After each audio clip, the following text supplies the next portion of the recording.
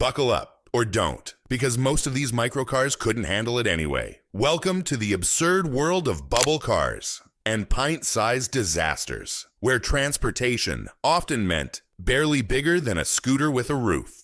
Built for post-war shortages or over-ambitious minimalists, these tiny contraptions promised efficiency and convenience, but delivered slow speeds, claustrophobic cabins, and about as much safety as a cardboard box. From single-seat joke cars to three-wheelers that could tip over if you sneezed. These machines prove one thing. Small can be adorable, but it can also be utterly ridiculous. Number 1. Sinclair C5, 1985. In the mid-1980s, British inventor Sir Clive Sinclair dreamed of revolutionizing personal transport. The result was the Sinclair C5, a futuristic-looking electric tricycle that promised a new era of clean, efficient commuting. What the ads didn't mention was that it was more toy than transport. With a top speed of just 15 mph and a range under 20 miles, it struggled even on modest hills. Worse, drivers were seated just inches off the ground, making them nearly invisible to cars, and dangerously vulnerable in traffic. Add flimsy weather protection and poor reliability, and the C5 quickly became a punchline. It sold barely 5,000 units before being discontinued in under a year. Today, it's remembered not as a green mobility milestone, but as one of the most spectacular automotive flops ever produced. A classic case of good intentions crushed by bad execution. Number 2. Bruch Mopeda, 1956-1958. Imagine building a car so tiny it could practically be carried under one arm, and you'll understand the Bruch Mopeda.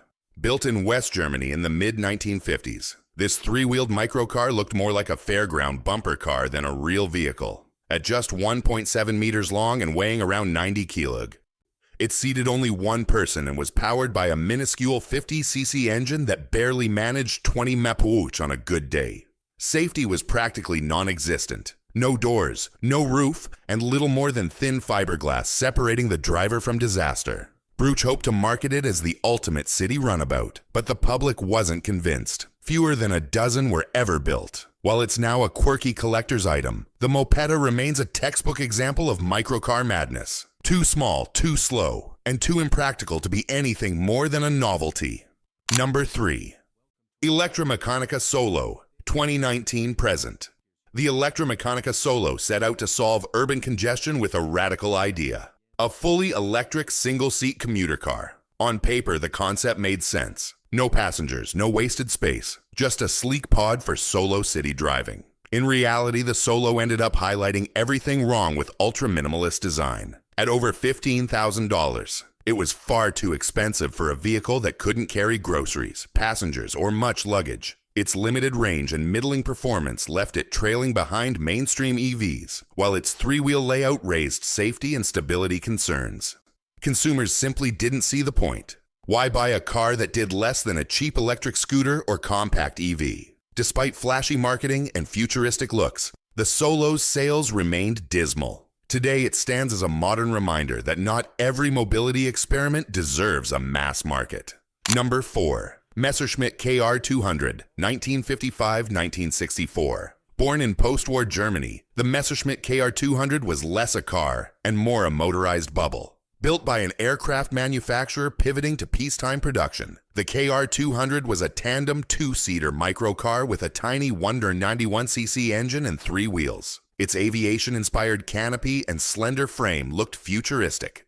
But behind the novelty lay serious compromises. With virtually no side protection, minimal crash safety, and motorcycle-like handling, it felt out of place and unsafe on real roads. Passengers sat in a cramped, claustrophobic cockpit, and performance was anemic, struggling to keep up with urban traffic. Though it sold modestly during Europe's post-war austerity, the KR200 became obsolete almost overnight once real cars became affordable. Today, it's a fascinating piece of microcar history, but also a cautionary tale about the limits of bare minimum automotive design. Number 5.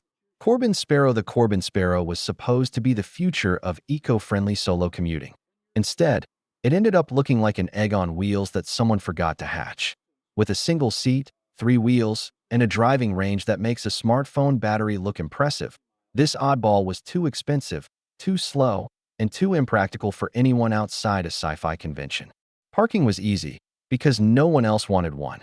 And while Corbin hyped it as revolutionary, most people saw it for what it really was, an overpriced electric joke. It wasn't a car, it wasn't a scooter, it was a midlife crisis with a steering wheel. Number 6. Elio Motors IP4. Unrealized 2010s 2020s. Few automotive failures are as spectacular as those that never even hit the road. And the Elio P4 is a prime example. Launched with great fanfare in the 2010s, Elio Motors promised a revolutionary three-wheeled commuter car that would cost under $7,500, get 84 mm, and redefine urban transportation. Over 65,000 eager buyers placed reservations. The problem? The car never arrived. Years of delays, shifting prototypes, and missed deadlines followed, with Elio repeatedly promising production next year. Investors and reservation holders eventually lost patience as the company burned through millions without delivering a single production-ready vehicle. By the early 2020s, Elio's dream had become a cautionary tale of overpromising and under-delivering. The P4's story is a reminder that bold ideas mean nothing without execution, and that vaporware can be just as infamous as any car that actually hits the road. Number 7. Peel P50, 1962-1965. The Peel P50 holds a Guinness World Record, but not one any serious automaker would brag about.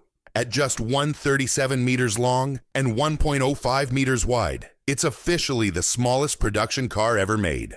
Built on the Isle of Man in the early 1960s, the P50 was a single-seat, three-wheeled city car powered by a 49cc engine with a top speed of around 38 km/h, 24 mph. It lacked reverse gear. You literally had to get out and push it backwards, and had no safety features whatsoever. Not even basic crumple zones or side protection. While it could technically be driven on public roads, its tiny size made it practically invisible to other traffic, and comfort was non-existent. Fewer than 50 were built, and although it's now a quirky collector's item and YouTube sensation, the P50 stands as a hilarious reminder that small and practical are not always the same thing. Number 8. BMW Isetta 250, 1955-1962. The BMW Isetta 250 is often remembered fondly as a symbol of Europe's post-war economic recovery. But beneath the charm lies a deeply compromised microcar. Originally an Italian design licensed by BMW, the egg-shaped Isetta featured a single front-opening door and room for just 2 passengers. Its 247cc single-cylinder engine produced a mere 12 horsepower, enough to propel it to a maximum of about 50 km/h, 31 mph. Assuming the road was flat, safety was virtually non-existent. No crumple zones, no side doors, and steering so vague that even gentle turns could feel precarious. Worse, its narrow stance and lightweight frame made it unstable in crosswinds and unsafe in collisions. While the Isetta helped keep BMW afloat financially, it was quickly outclassed by proper small cars like the Mini. Today, it's more of a nostalgic novelty than a serious piece of automotive engineering. Number 9. Heinkel Cabine, 1956-1958. In the booming microcar craze of 1950s Europe, the Heinkel Cabine emerged as another quirky attempt to offer cheap personal transportation. And like many of its rivals, it fell short of real-world practicality. Built by German aircraft manufacturer Heinkel, the Cabine was a tiny three-wheeler, later four-wheeler, that squeezed 2 adults, or 3 if they didn't mind being shoulder-to-shoulder, into a cramped bubble-like cabin. Powered by a minuscule 174cc or 204cc engine, it struggled to exceed 85 km/h, 53 mph, and its light frame made it frighteningly vulnerable in traffic. The single front-opening door and paper-thin body panels did little for occupant safety, and handling was twitchy thanks to the narrow wheelbase. While it was slightly better engineered than some competitors, it remained a glorified scooter with a roof, charming, but ultimately impractical.